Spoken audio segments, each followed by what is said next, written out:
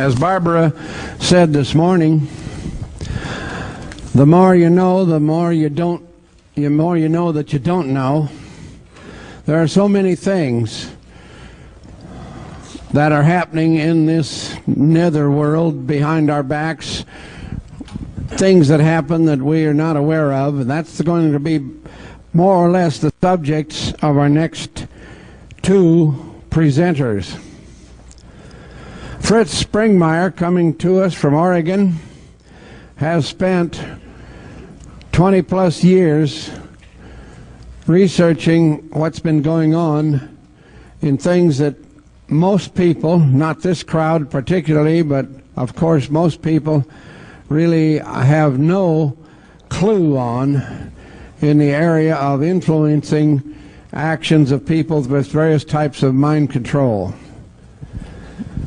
He has so much information it's almost incomprehensible. You wonder how anybody put together that much stuff in a 20-year period. One of the books that I have of his is encyclopedia size, and that's only one of whatever 10 or 20 that he's put together. So there is a lot of information for him to try to cram into the next 55 minutes for you, but he will have a workshop, of course. So welcome for the first time here at Global Sciences, of course, another new fine Fritz Springmeier, please. Thank you. Thank you very much. Where were you when John F. Kennedy was assassinated? Do you remember how you felt? How old were you? What were you doing? Where were you when the Challenger exploded? Do you remember? How did you feel when you saw the pictures of the children that were killed at the daycare center at the Oklahoma City Federal Building? Do you remember? These are trauma memories. We remember them distinctly. They are indelibly etched into our minds. However, how many of us know the lie that was programmed into us at each of those traumas? Now, I realize that most of you don't know what I'm talking about, but I'm getting there. See, I'm not challenging your memories of those traumas. Each of us remember those traumas very distinctly. However, the problem is that we don't know the lie that it was attached to each of those traumas. In fact, most of us have never even considered that the conspiracy killed John F. Kennedy in full view of this country for a reason, in order to program us a lie. We've never asked ourselves, why didn't they quietly poison him and make it look like a natural death? In spite of John F. Kennedy's good front of being healthy, JFK was a medical basket case. So why didn't they try to take advantage of his natural weaknesses? So we've got two facts here. The fact is that they killed John F. Kennedy in full view of the entire nation, and the other fact is that we still have a trauma memory associated around that trauma. However, we do not understand, most of us, how they programmed in a lie to us through that trauma. Now, those traumas that we have just discussed are very mild compared to the type of traumas that we're going to be discussing today and in the workshop tomorrow in the afternoon. I'm here to tell you about trauma-based total mind control. This is a type of mind control which turns the victim into a puppet, a slave. This is a type of mind control which is so horrendous that it dehumanizes a person to be a robot, an expendable piece of machinery that they can throw away. And the problem is that this mind control is essentially totally undetectable. The things that I'm going to be telling you today are going to affect you and your children and your grandchildren. And I don't have enough time up here in 55 minutes or an hour to give you much more than just scratch the surface of what I have to tell you. But I do want to be able to, in this first hour, to tell you the issues and then also expose you to our literature, our information that we have that you can obtain that covers those issues, so that if you want to obtain more information on this, you can. Today I'm going to give you some important keys to some of the important mysteries in your life. Everyone loves a treasure hunt.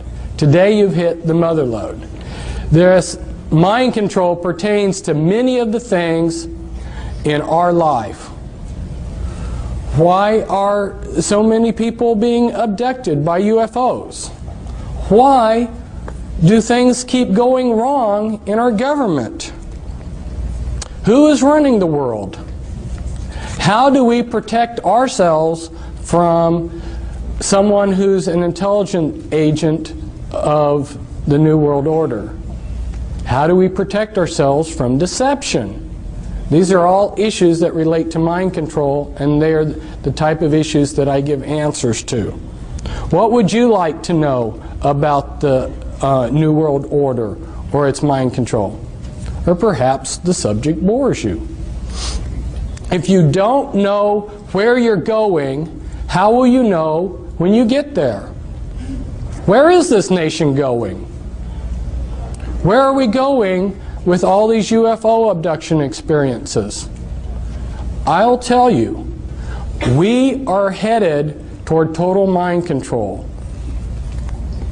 And I'm giving you this talk to motivate you, to help you, to inspire you, to inform you. And I'd like to do a little exercise. Look at the person on your right and look at the person on your left. Now, I'm not doing this to instill fear into you. But the reason I wanted you to look at the person on your right and the person on your left and then yourself is because one or all of you may be under this total mind control and not even know it. But I'm not saying this to instill fear into you, but I'm trying to motivate you out of your complacency. Because after I found out about this horrendous mind control, which is being carried out on such a grand scale, that my life became insignificant compared to the suffering of the millions of victims. And that's why I've dedicated my life to stopping this mind control, or doing as much about it as I can. But I can't do it all by myself, and nor can I succeed with my co-author Cisco Wheeler back there, but we need all of your help. Now, this has been a great conference. There's been a lot of great speakers. But if I was to sum up this conference, I would sum it up as saying mind control and disinformation. What do I mean by disinformation? Today, people don't understand what disinformation is. One needs to go and study, which I have done, how these intelligence agencies that disseminate disinformation, how they operate, and what kind of disinformation they put out. A very good example of this is MI5 and MI6, British intelligence. Maybe a lot of you are aware that British intelligence created American intelligence. And British intelligence is extremely powerful. Before World War II got started, the British had infiltrated the Nazi spy apparatus, so that every German agent that was recruited into the Nazi apparatus that was spying on Britain had to become a double agent. 100% of the German agent spying on Great Britain was a double agent for the British. And anyone who joined those spy cells had to become a double agent, or they got dropped, so they kept the continuity. Through those double agents, they disseminated disinformation to the Germans. If you will study the type of disinformation that they fed through those German agents, you'll get a good idea of the type of disinformation that's being disseminated to you all through double agents. Some of them have been up here as speakers. You may think that disinformation is simply passing a lot of lies. No. Disinformation has to look like the absolute truth, but you slip in a little poison with it. So some of these double agents that the Nazis had received very big decorations by Hitler. In fact, one of these British agents, double agents, received the highest award that Hitler could give him, while at the same time he received the highest award that the British could give him. Kind of interesting, huh? An example of how disinformation works. You give 99% true information, and it's that one little piece of disinformation that's the clincher. So through their spies, they fed the Germans the range of their naval radar, but they understated it. Well, the Germans were excited to get any information on the British radar, their naval radar.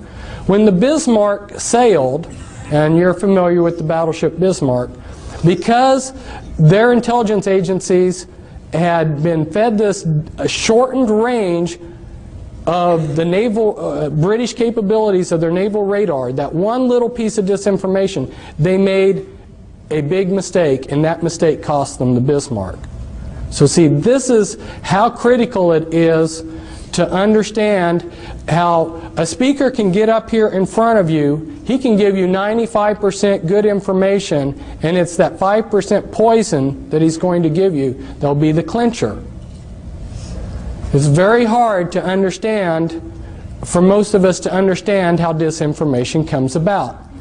Now, my co-author back there, she said, "Fritz, you're not going to hold back on these people, are you?" Well, for those of you who don't know me, if you watch that movie Braveheart, when I watched the movie Braveheart, I realized that's me, you know. I've been trying to fight these people, and I've got the same spirit. No, I'm not going to hold back on you people, and I don't think you want me to hold back. You want the whole truth, and I'm going to give you the truth as best as I can. And some of you who don't know may be wondering, who is this Fritz Springmeier character?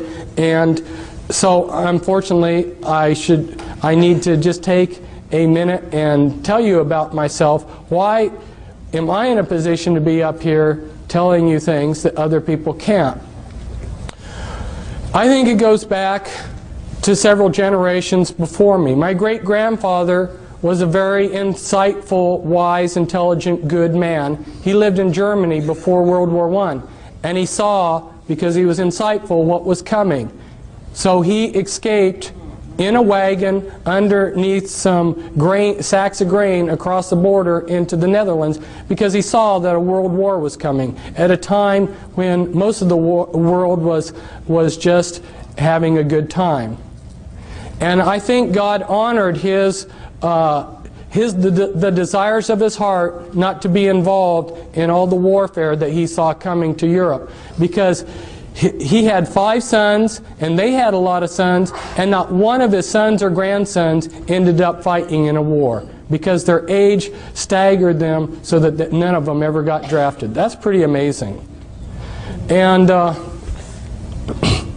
then if we look at my father he's still alive. He's exceptionally brilliant man. You would call him a genius. And as I grew up, he allowed me to ask 1,000 questions. You know, I sat there and pestered him the whole day asking him questions, and he would answer them. And he never got tired of that. And he tried to take where he was at in life and his capabilities and help the world. And my mother, she was another brilliant person. My mother and father grew up on farms. They were farm people. They were good people. They were not associated with the system at all, nor have any of my relatives, except for one of my dad's cousins in World War II, because he was a genius, worked on the Manhattan Project. But my father has basically been a technocrat for these people that run the world, and he tried to make a career out of going to third world countries and developing their agriculture. And so I got to see some of the movers and shakers of the world, and I also got to see how the people, as David Adair called them, you know, these bureaucrats, how they treated the technocrats that worked underneath them. My father was sent by the U.S. State Department aid program to Nepal when I was a child to develop the Nepalese agriculture. And he painstakingly typed up a big, massive report of their state of affairs all over the country, which he traveled on by foot and by jeep, and when he and a plan to improve their agriculture, and they had lost it within 2 weeks. And that was back before there were photocopy machines. So I saw how saw time and time again how the people that are running this world just played around with people like my father, who sincerely wanted to improve this world, this planet. Not growing up in this country and not coming to continental United States until I was 11, have an outsider's view of this country and what's going on. And you know, when you're in a situation, if you can step aside and look at it from a distance, you see it differently. And so there's a lot of things that I see about this country that maybe other people can't, because I have been in 33 countries, and I've been a world traveler, and I see things from a different perspective. Plus, when I was in Nepal, we didn't have television. I spent a lot of my idle time reading Encyclopedia Britannica. And I went to a private school that when I came to the United States, I was 2 years ahead of the kids in public school. So that gives you a little bit of background of why, having been a truth seeker who's devoured books every day and have interviewed countless numbers of people and done all kinds of research, that gives you a little bit of background as why I'm up here telling you some of these things rather than somebody else. What I've seen at this conference so far, there's been a lot of things that pertained to my research on mind control. Our Japanese speaker last night, he talked about blood pressure in the head and how he went out to find out. It was so frustrating for me this last week. I tried repeatedly to get a chance to tell him why he didn't find any information on that when he went out there looking in the medical books. Because see, I have been spending time researching mind control and what these people are doing. And there's a cerebral spinal fluid, as well as the brain, the blood pressure in the brain, and a lot of other things that he's not aware of that have been suppressed by these people. This is information that they have suppressed, and the reason why is because there's only a few men in the world that know these things, and they're using it to enhance their programming abilities, their mind control programming abilities. So there's a flip side to this. Some of the things that I'm going to tell you about today are horrendous, but the flip side of it is that some of the things that the New World Order and the Illuminati know, if they were put to good use, would be fantastic. I have repeatedly seen that these people are giving us the crumbs of technology and information. In fact, they go to, there's a conference, Bill Gothard seminars, where they teach spiritual principles for Christians. Their programmers go to these conferences. Their programmers, their mind control programmers, know how a person can make themselves into a great spiritual being. They know this far better than most of the Christians, but they use this information for evil. They're able to take and set in things within the life of a person to prevent them from becoming the person that they could have. So there is a good positive flip side to this, but if you saw what I've seen, it would make you angry that these people are taking what could be used for the elevation of mankind and they're using it to enslave us.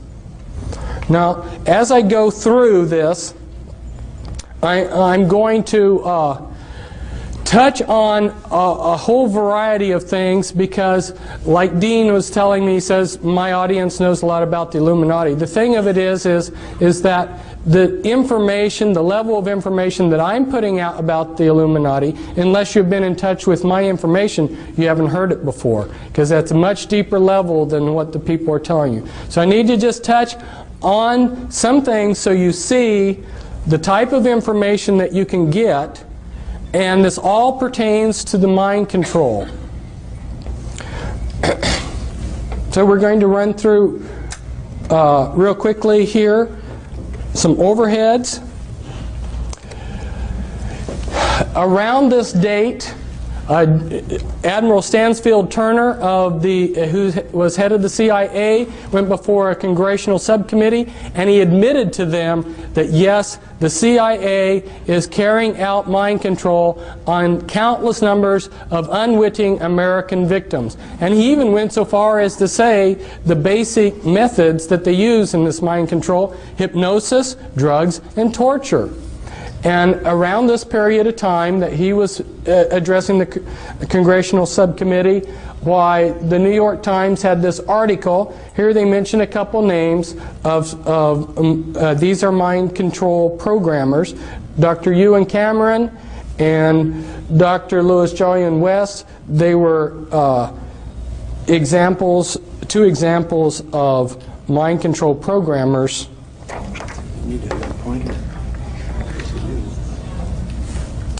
If we go back in history, you'll see that our governments are just carrying out methods of control that were written about long ago. And those of you who have been associated with the Army realize that they have a lot of pamphlets and books for their people. This was a handbook for chaplains, and inside this handbook for chaplains, they tell all of the religious groups that are recognized by the U.S. military, and one of those groups that's officially recognized is the Church of Satan, so that if you are a satanic priest in the Church of Satan, you are exempt from the draft because you're a clergyman.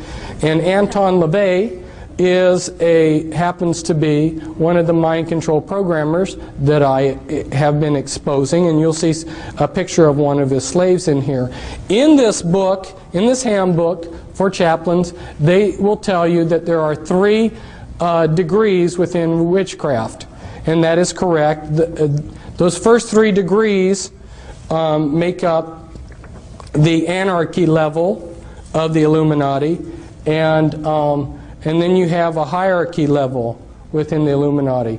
Last summer I went out on speaking circuit of 14 major U.S. cities, and there was a tape made, a professionally made tape in a television studio where I explain charts like this, explain a lot. So I strongly recommend that you get that videotape because it gives an excellent overview of a lot of things.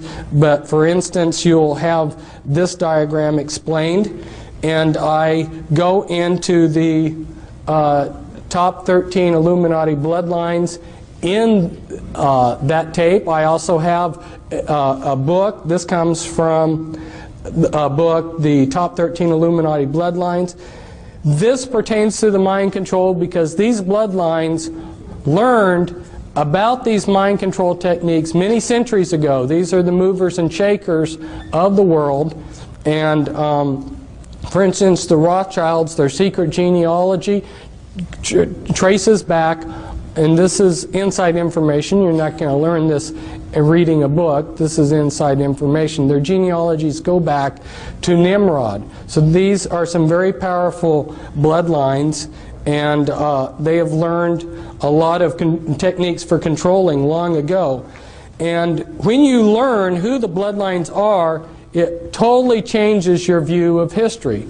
Now, for instance, Grant and my co-author back there, Cisco, who I brought out of the Illuminati, her father was a programmer, and parts of her were used for programming. Her great uncle, her dad's uncle, was the head of the U.S. military during the Vietnam War, General Earl Grant Wheeler, and he was a descendant from Hiram Ulysses Grant, and Ulysses Grant was of the Collins bloodline and of the Delano family bloodline. Two very powerful bloodlines, and you may have thought that he was just a common ordinary person. To understand what's going on, you really need to understand these bloodlines, and that's why I encourage you to get the book that we have back there, the Volume 1 book, the Top 13 Illuminati Bloodlines. These are just some representatives of those bloodlines. And these are Illuminati members that I'm showing you here that are representatives of the different bloodlines. And the DuPonts, for instance, have been in charge of a large portion of the military-industrial complex. They have produced the gunpowder for all of our wars. So every war that we've had, they've gotten incredibly rich. They also are into a lot of the chemicals. Every day you use chemicals that came out of DuPont factories. The Freeman family and Gaylord Freeman, head of the Priory of Zion, and this is the Kennedys. Here we see JFK at the Great Pyramid. It seems like a lot of these Illuminati types have made a pilgrimage to the Great Pyramid. And here's Anton LaVey. See if I can get him up a little bit so that the camera can see a little bit. This is Anton LaVey with one of the members of his church, Sammy Davis Jr. Sammy Davis Jr. was part of Rat Pack, which were working with the intelligence agencies and were Satanists. And one of his slaves, James Mansfield, is there kneeling down before Anton LaVey in a satanic ritual. And here was the first presidential model sexual slave that they allowed the public to see.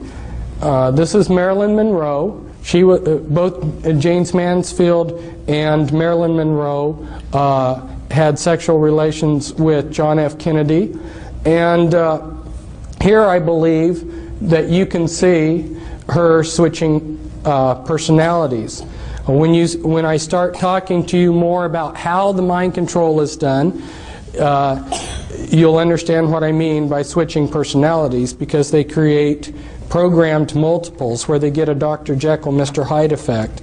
And here's this is Winthrop, who's said to have the largest porn collection in the world. And the mind control slavery relates to the porn, the type of porn that they do too. This is Guy de Rothschild, very powerful man. His bloodline will have the Antichrist, and that's his son, David. And here's of the Russell family, and represents the Russell family. And here you see Bill Clinton. This is a hypnotic induction for a mind-controlled slave. He hypnotically inducts them. And then you have William Huntington Russell and Samuel Russell, which tie back into your slave trade. So see, these people, these Illuminati families have been involved in slavery for a long time, and they've been involved with mind-controlled techniques for a long time. A lot of what they did with the black people was for purposes of, they were very skillfully using trauma and divide and conquer against the black people when they enslaved them. And I don't have time to go into all the ideas behind what they did to the black people, but just leave you with the idea that the reason that they brought over the black people like they did in the ships, with so many dying, and the way they separated them from their past and everything, it was all utilizing mind-controlled techniques. And this is some other Illuminati bloodlines here. The Lee family, Li Ka-shing, billionaire in Hong Kong. Some others. Hitler was of the Rothschild bloodline. I found out that Scotland was very important to all of this, and I just highlighted some of the Scottish clans that were involved in the Illuminati. And for some of you that need to see this, because you wonder if satanic ritual abuse does occur, I got this out of a museum, and it's written it's an oath to Satan that's written in the blood of the person who made the oath. And this is very standard for people within the Illuminati. And this all relates to how the mind control is done, because a lot of you can't separate the rituals, the satanic rituals, from the mind control programming. They dovetail in. But they're also using alien themes in the mind control too. And again, I will explain this in the videotape. It's a castle in Belgium, an important castle of the Mother of Darknesses, which is a rank within the Illuminati. This is the front entrance to it. The Illuminati have set up objectives, okay? And then those are broken down into components, and then they use different parts of society to bring those objectives about. They want things to happen as if they're happening naturally. From debriefing people that have heard planning sessions where the 20-year and the 30-year and the 50-year plans of the Illuminati were explained in detail, one of the major components to their plans is they want everything to happen as if it's unfolding naturally. So where the mind control slavery is so important is they have salted their people throughout all levels of society.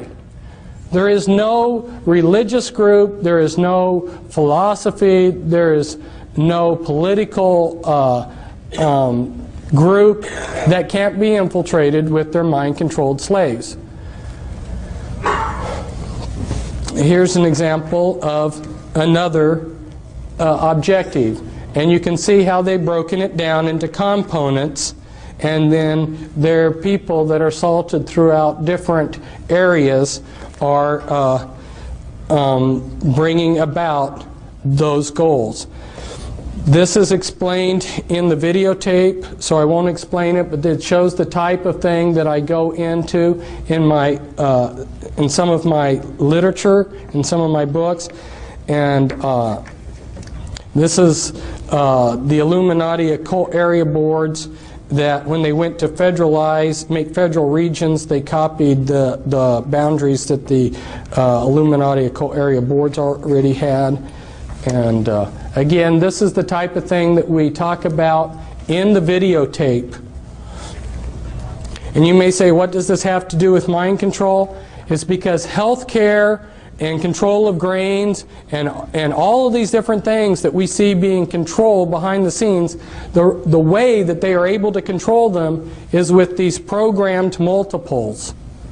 And that's why people are saying, well, I can't believe that there's a conspiracy because I don't see it. No, it's being very subtly done behind the scenes.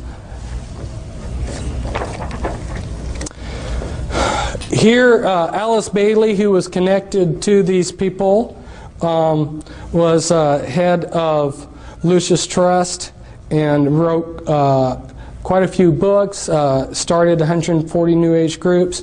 She writes, "Years ago I said that the war which may follow this one would be waged in the field of the world religion. Such a war will not work out, however, in a similar period of extreme carnage and blood. It will be fought largely with mental weapons and in the world of thought. It will involve also the emotional realm from the standpoint of idealistic fanaticism. This inherent fanaticism found ever in reactionary groups will fight against the appearance of the coming world religion and the spread of esotericism. The coming struggle will emerge within the churches themselves." She's talking about mental weapons. Now, she doesn't spell it out here, but what she's talking about is the mind control that I'm talking about. And the name of her book's very appropriate. It's an externalization of the hierarchy. What was done in secret in these secret societies that tie in with the Illuminati, what was done in secret 100, 150 years ago is being externalized into society.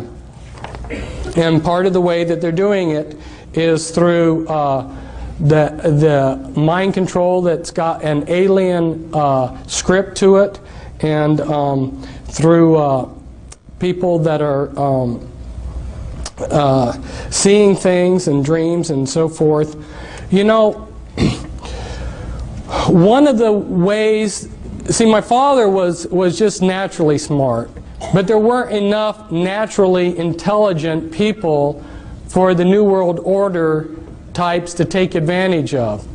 If you understand what they need to run their computer systems and to do the type of research that they needed to have some trick to get enough geniuses to really move rapidly forward with what they wanted to accomplish.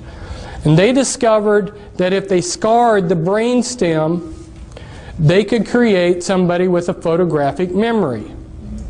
And so a lot of your people out there that are geniuses working for the system are mind-controlled slaves that have their brainstem scarred as a child. They've been given a photographic memory, and they've got programming. Now, how do they control these people? Well, they are releasing technology at a rate that they have decided upon, and they release that. If you're a mind-controlled slave, a lot of the ideas that you will get will come as dreams. Okay? They're controlling the various Christian denominations, various Christian religions. They're controlling the New Age movement. Your New Age prophets that are seeing things. Where do you think this stuff is coming from? And that's why I was so pleased to see Raylan Russbacher tell you her own personal story about how she discovered that the things that she had been channeling were actually being channeled through her via mind control from the intelligence agencies. This is, it doesn't show up very well on here. It's such a beautiful picture, but it's the inside of the House of the Temple of the Supreme Command of the Supreme Council, of the 33rd degree of the Scottish Rite Freemasonry in New York City. The House of the Temple here, one site for programming, one place for the Grand Druid Council to meet in a room there. Here I'm at a programming site. And this is the Presidio, and this is real near the Presidio, the Palace of Fine Arts, and where Illuminati have done rituals. Here's some more pictures from the area. You'll notice that the 6th Army has the satanic hexagram within a circle with the satanic anarchy A inside of it, and a lot of their staff are Satanists. This is some more sites around the area used for programming. This is on the Presidio where the Illuminati have had some rituals inside of there. And in the distance here is Alcatraz, which has been used for ritual programming. This is Tavistock, which is a site that's been used for mind control programming. Rothschilds have used Tavistock quite a bit. Here's a couple programmers. This is Michael Aquino, who's head of Temple Asset. He's a mind control programmer. And I don't think that he's got his staff in his hand there in the picture, but he oftentimes carries a staff. That's staff is like a cattle prod, and it will give you electroshock. There's been quite a few books coming out recently about the mind control, but they're all pretty vague. So I encourage you to get the Volume 2 book that we have, and the title to it's The Illuminati Formula Used to Create an Undetectable Total Mind-Controlled Slave. Now, how are they doing this? Well, they're using natural things, natural functions of the brain. Some of you have probably been driving along the road and you've been talking to your wife and just driven automatically. See, the mind can work in two different things. What you're doing is you're hypnotically trancing out on your driving. Maybe some of you have been driving and you went from point A to B and don't even remember driving. You just put yourself into self-hypnosis. There's different altered states that the mind can go into, and they're very familiar with these. The mind also has the ability to disassociate. You know, if you say, some people, if they say something that's wrong, and then you try to correct them later on, they say, well, no, I didn't say that. Their mind has to disassociate. Or you go on a trip and you remember the good things but forget the bad things. Okay, this is disassociation. The mind has a natural ability. Now let's say that you're a soldier in a war, and this has been going on for thousands of years to soldiers in wars. Let's say your buddy, for instance, has his arm blown off and his guts are blown out, and it's a horrible sight. The mind protects itself, and if you look at it on a timeline, and at this point in time is that trauma, if the trauma is severe enough, what the mind does to protect itself, it builds amnesia walls around that trauma. Well, the Illuminati learned this a long time ago, and so what they do is they compartmentalize the mind. They take a small child and they just traumatize the heck out of it and split the mind and build all these amnesia walls between all these traumas. The worse the trauma, the better, because the better the trauma wall. So the most horrendous traumas you can possibly imagine are the ones that they want to use. When you've splintered the mind up into many pieces of disassociated pieces, then you can go in and pull that piece up to the front of the mind, and you can construct out of that piece of memory whatever you want out of it. And you remember that some people have said that the human mind is like a huge computer, and if you got all the computers of the world together, in some ways your mind would excel. You would be all of the computers in the world. You've got a fantastic computer here. Well, you know how a computer can section off memory. You know, when you turn on your computer, if you need to reboot it, it reboots out of memory that you can't get to. In order to make a functioning computer, the big hurdle that they had to jump over was to be able to create memory that you couldn't access. Well, that's what they're doing with the mind. They're splintering up your memory into thousands of little pieces. My co-author on a couple books on the mind control, her mind was split 30,000 ways. Now, you take those pieces of the mind, yeah, tremendous amount of trauma. Think of the amount of trauma it takes to split the mind and then multiply that times 30,000 times. Tremendous amount of trauma all through these people's lives. So you take that piece and you can make that piece of the mind into anything you want. Now let's say they take one piece and they show it films, and through the programming they make it into a particular personality. Well, what they want to do is they want to make the most perfect front for their slave possible. And so They will test a slave, they will test a victim that they're going to make into a mind-controlled puppet. They'll test them when they're a small child. And I go into the techniques in the book as to how they can test as to what your abilities are. They use EKG tests, and they know how to determine what your abilities are as a small child as to when you would grow up. So they plan out your they plan out your life ahead of time. They say, this one will be a doctor, this one will be a lawyer, this one will be a scientist working on rockets, this one will be this one will be that, okay? And depending on what they're wanting you for will determine the type of programming they give you. So it's very systematic, and because the movers and shakers of the world have all of the resources, basically, they can move these people into whatever field they decide for them, so they become the top of their field. Now, their front personalities are very legitimate, sincere people. They don't know about the Dr. Jekyll, Mr. Hyde effect. Imagine yourself being a Christian minister and horrors of horrors finding out that you've got disassociated parts of yourself that are Satanists, that are satanic, that go to Illuminati rituals.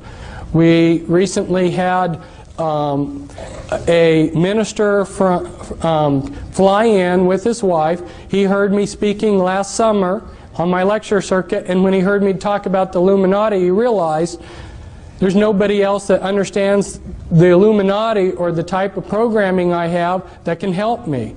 There are very few people out there that understand this. That's why he came to visit us. That's one reason why I needed to talk to your people, Dean, about the Illuminati, is because since we have been here in this conference, there have been a number of people that have come up that have discovered that they have this kind of programming. They've come, they've gotten our material just since we have come to this conference.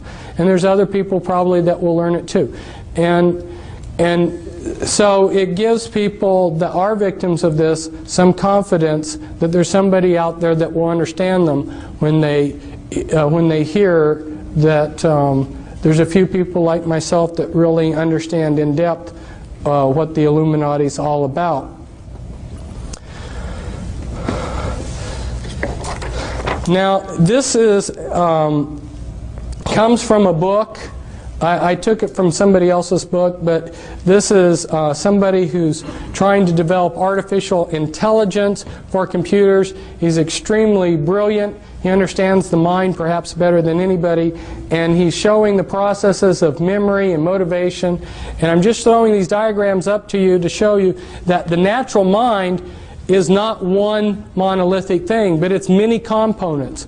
And the Illuminati understand what those components are and how to divide the mind from itself and how to control those processes. For instance, if you electroshock somebody, you destroy their short-term memory for about 24 hours.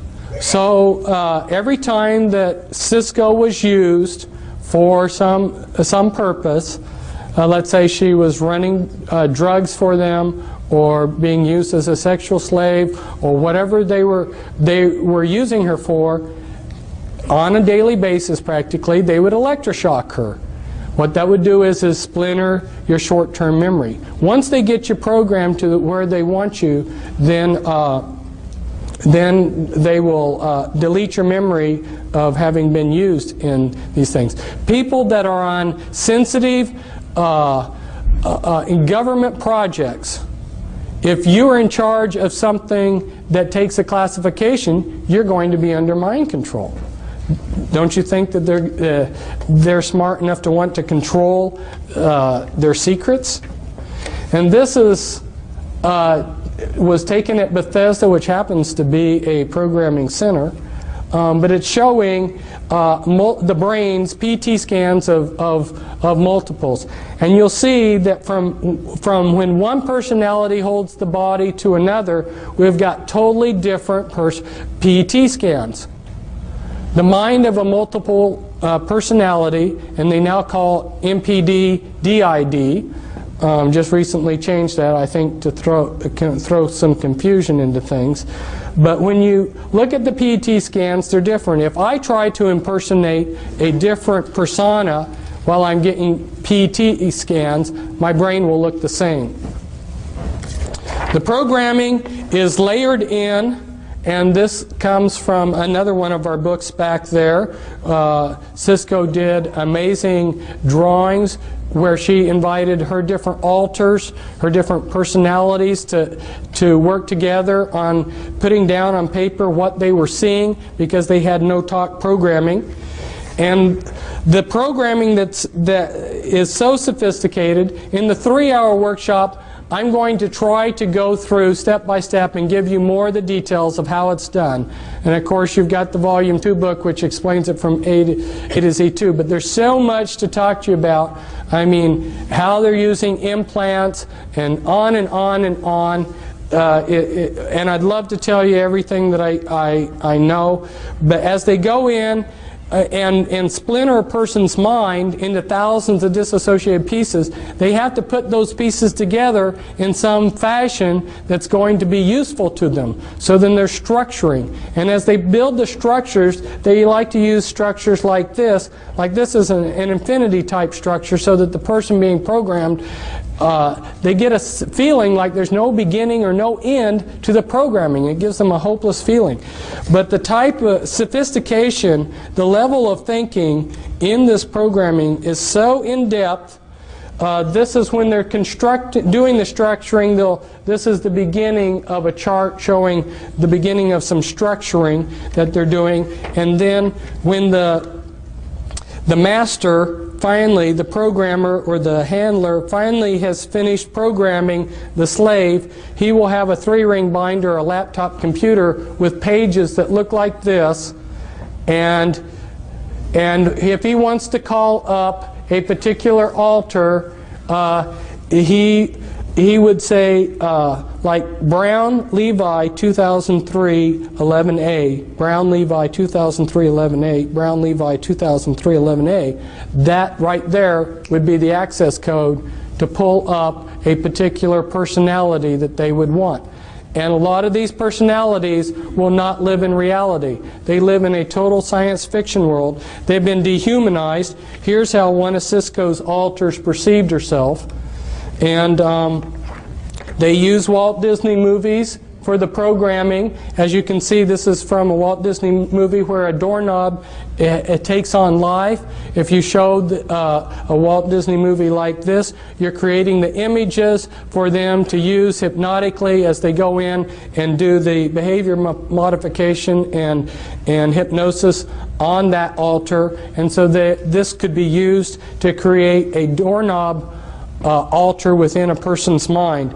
And as they go through the dehumanizing process, like in Cisco's system of altars, all but the front altars in her had lost their hearts.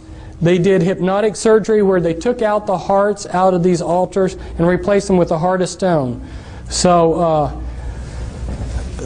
and that's so that these people can't give their hearts to Jesus. Because if you would talk to these altars and say, give your life to Christ, they'd say, I don't have a heart. I'm not a human. And then they've been dehumanized to think that they're maybe a horse or a dog or a cat or whatever. They build bodysuits out of implants. And you heard about last night about the biochip, how they're able to make a miniature computer that's very, very tiny, the size of a cell or even less. That's true. And they attach these tiny... You have to understand how computers are made. All a computer is an on-off switch. Anything that will consistently do one thing consistently, move in a particular direction or something, can be used as an on-off switch. They take strings of carbon atoms, they use DNA templates. Anyway, they make many computers that are extremely tiny, attach them to viruses. Viruses have a liking for a particular part of the body. They will build a bodysuit of implants in you with these tiny computers, put in a master computer in the back of your neck, and these are just a few of the sites. These are the audio implants. There's about 6 different major categories of implants. You've got mimics implants, you've got auditory implants, holographic implants anyway, and when they program, they layer in the programming. They use a lot of, some of the base programs are your Alien scripts, your Alice in Wonderland and Wizard of Oz. Those are very common base programming scripts. And also Star Wars and Star Trek. Star Trek's a big one. What are the implications of this mind control? You've heard the term paradigm shift.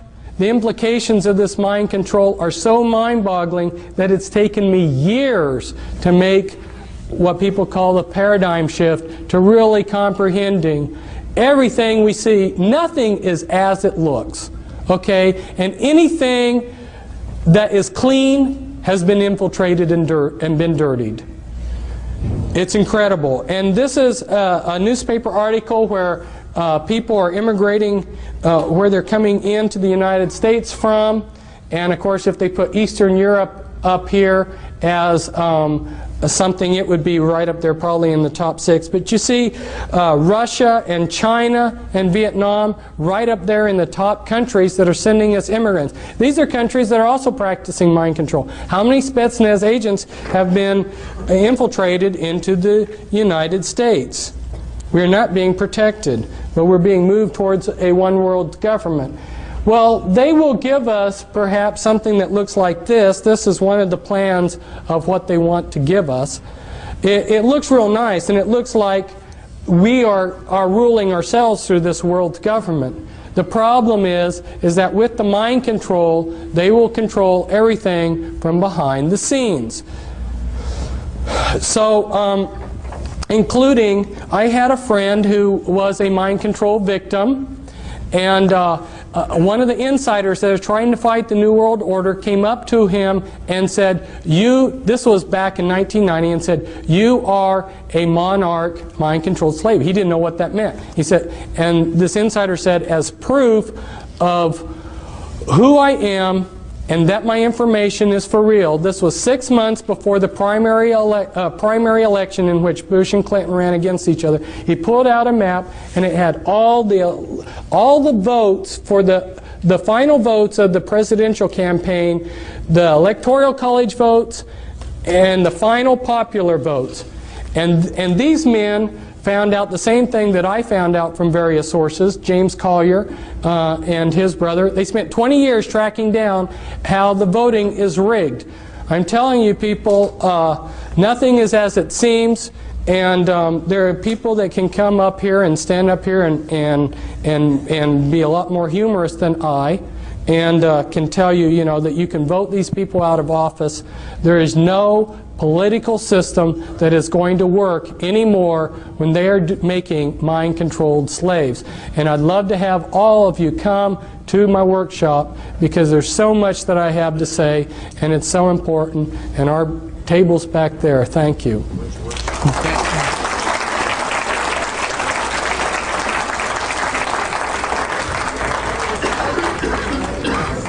Again, thank you very much, Fritz, for